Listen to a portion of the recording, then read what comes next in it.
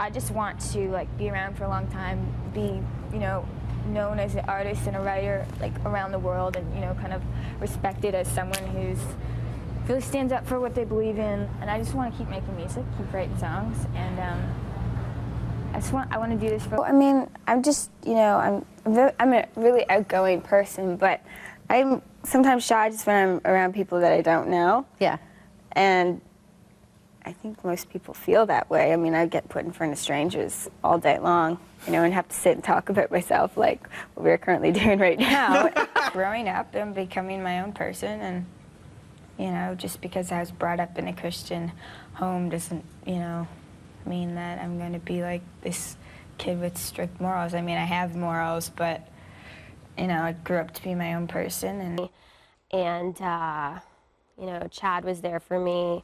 I've had like a great support system with like my friends, my best friend now, like Ryan Cabrera, he was really there for me, and like we ended up like writing also together on this album. But I've had so many people over the last few years.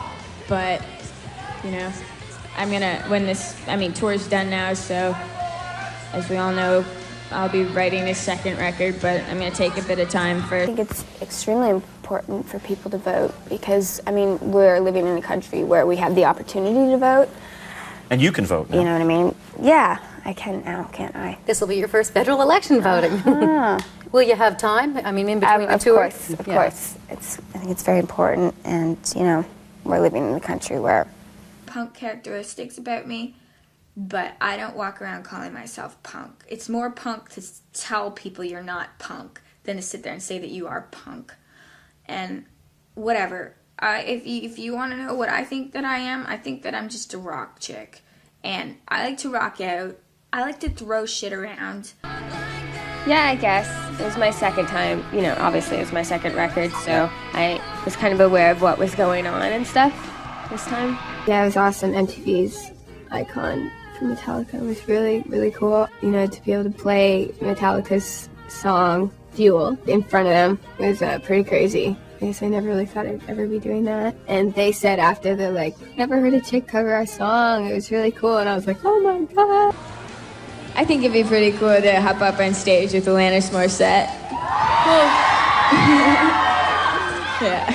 I mean, yeah, with the whole experience of everything I just went through, I didn't really know if I'd still be making music after getting sick with Lyme disease and being stuck in bed, but it's actually pretty small. If you're doing something and someone saw you, they'd like go tell someone, and then the whole town knew. Gift when I arrived here in Australia.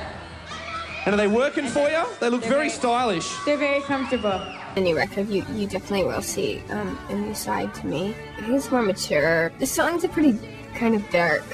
It's definitely not as as bright and poppy as the first one. Everything I write about comes from actual experiences that I go through.